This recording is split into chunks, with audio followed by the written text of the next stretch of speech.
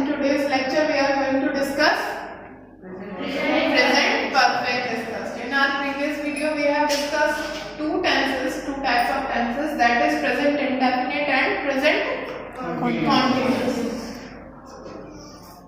In today's video we are going to learn how to use present perfect tense. ठीक है, अब perfect का जैसे हमने कंटिन्यूअस का मीनिंग समझा था, ऐसे ही परफेक्ट का मीनिंग हम कैसे समझेंगे? परफेक्ट को आप कैसे लेकर जाओगे? परफेक्शन का मतलब क्या होता है? जो चीज पूरी तरीके से परफेक्टली तौर पर खत्म हो चुकी है, ठीक है, यूं मान के हम चल रहे हैं भाई, उसमें अब उसमें कोई गुंजाइश नहीं है। बेसिकली जो प्रेजेंट परफेक्ट होते हैं, या मैंने जैसे आपको प्रीवियस लेक्चर्स में भी बताया है कि जो हैज हैव होता है ना, वो काम का फिनिश होना दिखाता है। काम का क्या दिखाता है? ये फिनिश होना। वे पास्ट में मैंने कोई काम शुरू करा था और अब at the time of speaking मेरा वो काम जो है वो पूरी तरीके से क्या हो चुका है? फिनिश हो चुका है।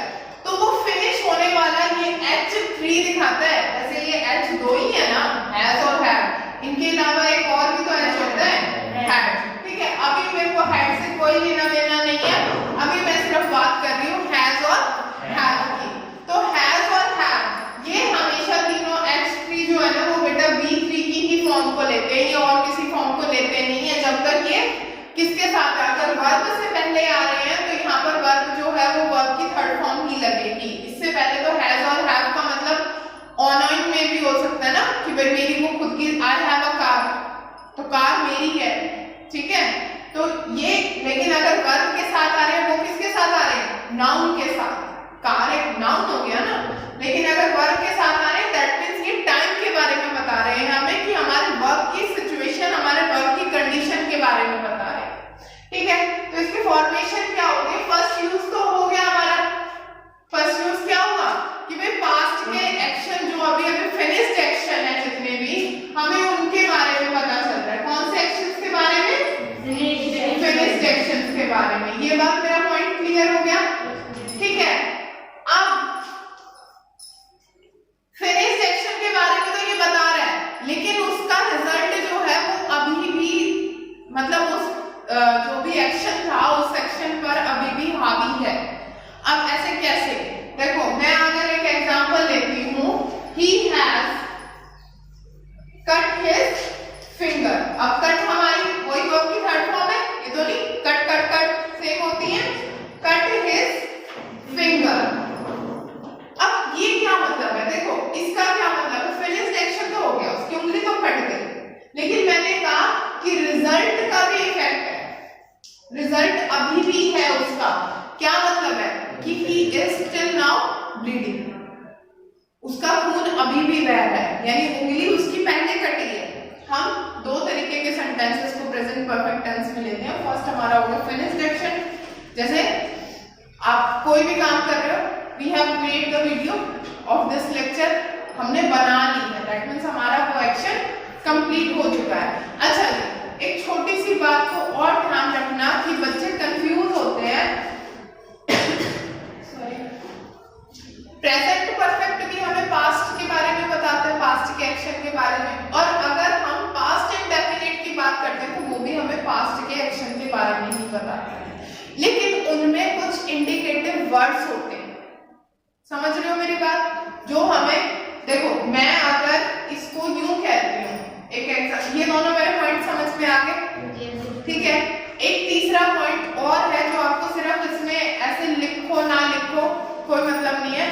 पास्ट में एक्शन हुआ है और अभी भी कंटिन्यू है, ऐसे वाले जितने भी एक्शंस होते हैं ना हमारे, जो पास्ट में हुए और अभी भी कंटिन्यू है, उनके साथ हमें इसमें भी सिंस और फोर लगता है। क्या लगता है इसमें? मतलब आज तक आपको ये पता है कि I had been, I have been या she has been, मतलब has been, have been वाले लगते हैं ना सिंस और फोर में, तुम्हें ये पता है ना, ठीक है। लेकिन सिंस और फोर का एक और भी यूज होता है, वो प्रेजेंट परफेक्ट में भी हो सकता है, ठीक है। उसमें क्या है? जैसे I have lived in this house since 1999 या 2001। अब तुम तो कहोगे मैडम सिंस और फोर आ गया, आप जाओगे परफेक्ट कंटिन्यूअस में, यही काम करते हो ना। लेकिन उसका एक रूल ये भी है कि मतलब एक्शन पास्ट में शुरू हुआ अभी भी कंटिन्यू है, तो ऐसे वाले जो भी हमारे सेंटेंसेस बनेंगे उनमें हम लोग सेंस और फोर का भी यूज करेंगे। इतनी बात मेरी क्लियर हो गई? इतने में किसी को डाउट है? नहीं? ये मेरा समझ में आया रिजल्ट इम्पैक्ट? ठीक है, रिजल्ट इम्पैक्ट आपको समझ में आया? he has cut his finger, that means now he is bleeding, मतलब उसकी जब भी कटी थी अभी भी उसको खून बह रहा है। दूसरी बात मैंने आपको ये बोला, फर्स्ट ऑफ ऑल तो हम इसकी फॉर्मेशन को पूरा लिखते हैं। सब्जेक्ट, सब्जेक्ट के according has, have plus verb की थर्ड फॉर्म प्लस, ठीक है। और if you are going to make negative one तो हैजंट, हैवंट, और इंटरोगेटिव वन तो हैज, हैव मेरे आगे चले जाते हैं। And if you are making the sentences of WH family तो हैज, हैव जैसे भी इंटरोगेशन वाले बनाते हैं उसी के आगे हम WH फैमिली को लिखते थे, यही होते हैं, ठीक है। अब इसी को अगर आप नेगेटिव बना रहे हो तो बनाना, ठीक है। और अगर इसी का इंटरोगेशन बना रहे हैं this figure, lastly we put the mark of question mark, ठीक है। इतनी मेरी बात समझ में आ गई? अब मैं इसको रख कर कुछ इसमें से कॉपी करना है? नहीं?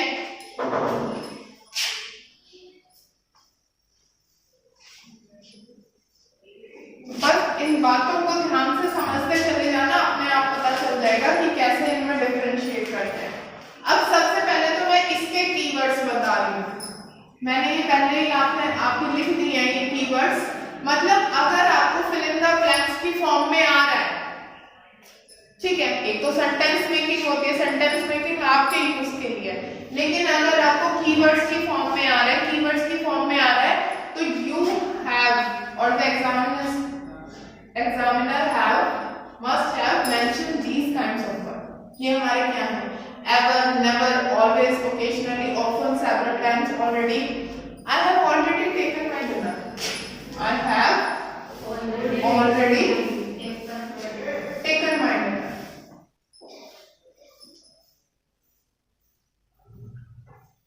समझ रहे हो मेरी बात को? ठीक है। She has never क्या करोगे? Gone there, being there, कुछ मर्जी लिखो,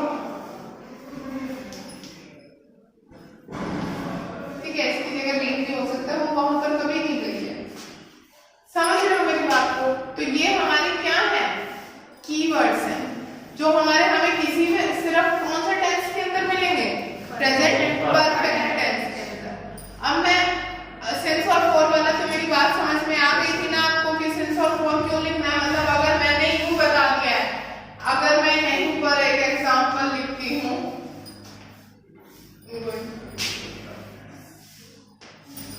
मैंने ये बोला आई हैव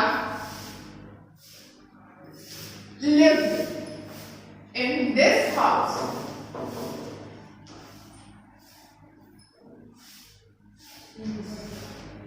since 1990 या जो भी मर्जी करो। मतलब ये क्या है? अगर मैं आपको इस एग्जांपल के थ्रू अगर मैं अपनी बात को समझाऊं, आई हैव लिव्ड, इसका मतलब ये है कि मैं प्रेजेंट टाइम में भी अभी भी वही हूं।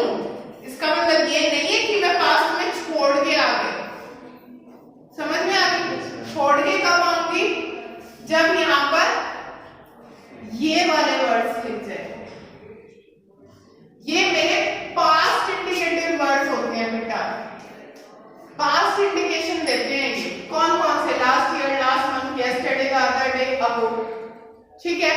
अगर मैंने इसी को यूं कर दिया, I lived in this house last year, that means at present time I am not living here. समझ गए मेरी बात को? तो पास्ट इंडिकेटिव वर्ड्स के अकॉर्डिंग ही हमारी सेंस बदल जाती है। इस यहां तक वाली बातों में किसी को कोई प्रॉब्लम है? ठीक है। मैंने जितने भी आपको अभी तक सेंटेंसेस बताए जितने भी बताए। अब सिंस और फॉर का एक यूज मैं बता देती हूँ आप लोगों को। यहाँ तक वाली बात सारी क्लियर हो गई। ये मेंशन हो जाएंगे एवर, नेवर, ऑलवेज, ठीक है। ये सारे हमारे किसके कीवर्ड्स हैं? ठीक है। लेकिन अगर हमें पास्ट की तरफ मूव करना है तो पास्ट के लिए मेरे इंडिकेटिव वर्ड्स अलग होते हैं, ठीक है। मैं इसी को पास्ट में भी चेंज कर सकती हूँ, लेकिन मैंने हैज हैव लगा दिया तो मेरे को इनके साथ सिंस लगाना पड़ेगा। सिर्फ कौन से वाले सेंटेंसेस के साथ? जिन सेंटेंसेस में मुझे ये पता है कि उनमें पास्ट में कभी वो एक्शन स्टार्ट हुआ था एंड स्टिल अभी भी वो एक्शन कंटिन्यूएशन में ही है, ठीक है।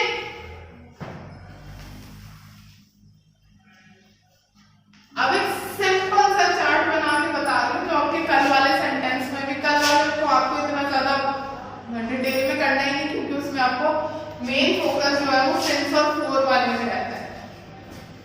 तो बेटा जी मेरे को सिंस का यूज आप लोग बताएंगे।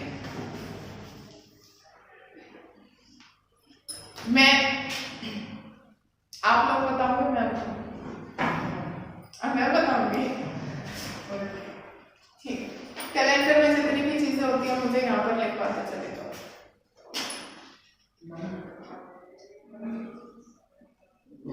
मंथ को मेरे को मेंशन करने की जरूरत है, जनवरी, फरवरी, मार्च, अप्रैल। दैट मीन्स ये क्या शो करवा रही हूं मैं? सेंस किन के साथ आता है, तो कंफ्यूजन नहीं होएगी ना फिर। समझ गए मेरी बात को? अभी तक है कंफ्यूजन? पहले से सीख रखा है? सेंस और फॉर का यूज सीखा हुआ है आप लोगों ने? थोड़ा थोड़ा। तो उसमें कंफ्यूज रहते हो। मंथ, डेज, ओके आगे बोलो। वीक, ईयर्स,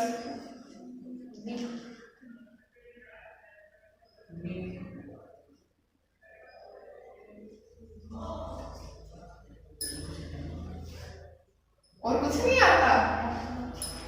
हॉलीडेज नहीं आते। हॉलीडेज को आप ओकेजन नहीं बोल सकते,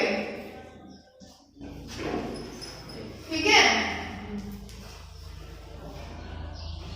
क्या हो जाएगा इसमें? देखो हॉलीडेज को हम ऐसे भी कर सकते हैं, दीपावली वगैरह जितने भी हमारे फेस्टिवल के नेम आते हैं वो सारे हमारे किस में आते हैं? हॉलीडेज में। पक्का ये याद हो गए, ठीक है। अब आ जाओ क्लॉक वाली बात पर। क्लॉक भी हमारा इसी में ही आता है, सिंस में, ठीक है।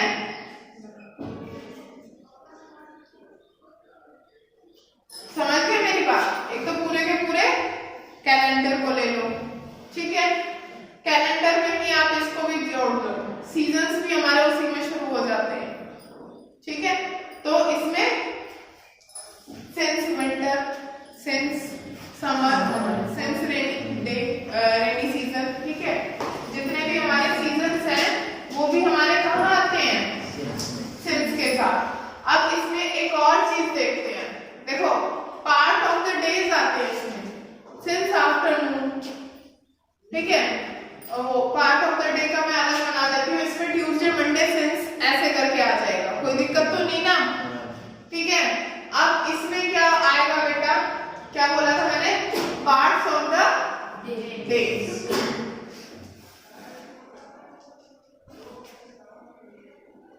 ठीक है। पार्ट्स ऑफ द डे भी आ गए, सिंस आफ्टरनून, सिंस इवनिंग। अब एक हमारा क्या रह जाता है जिसमें इसको क्या बोलेंगे? Stages of life. Stages of life. Stages of life कैसे लिखा जाता है? Since childhood, adulthood. समझ रहे हो मेरी बात को? स्टेज भाई, स्टेजेस ऑफ लाइफ कैसे? पहले बचपन आता है, फिर बड़े, बड़े में कैसे बड़े, फिर यंगहुड आता है, अडल्टहुड, ठीक है। फिर वो याद आता ओल्ड एज आ सकती है, ठीक है। वो सारे के सारे जितने भी हमारे स्टेजेस ऑफ लाइफ होते हैं वो सारे के सारे हमारे कहाँ आते हैं? सिंस वाले। 4 का सिंपल सा यूज कर लो कि जो 0 से लेकर 9 तक के न्यूमेरिकल नंबर्स हैं, क्योंकि यही हमारे सारे के सारे कंप्लीट कर देते हैं, ठीक है। तो वो सारे के सारे हमारे किस में आते हैं? 4 के साथ आता है। समझ रहे हो? अगर इस मंथ में भी मैं जनवरी फरवरी ना लिख के 8 मंथ लिख दूं तो क्या आ जाएगा इसके साथ? 4। समझ गए मेरी बात? उसका और दूसरा कोई यूज नहीं है। मतलब आपको अगर एक का यूज पता चल गया तो दूसरा ऑटोमेटिकली हो जाता है। मेरे ख्याल से ये बात आपको कभी भूलने वाली तो है नहीं? If you want to copy it then go ahead, कोई दिक्कत नहीं है। And just try to make at least 20 sentences of each. मतलब 10 तो आपको सिंस और फोर के साथ बनानी है, बाकी सारे आप अपने प्रेजेंट परफेक्ट टेंस के अकॉर्डिंग बनाएंगे। ठीक है? That's enough for today's class. Thank you.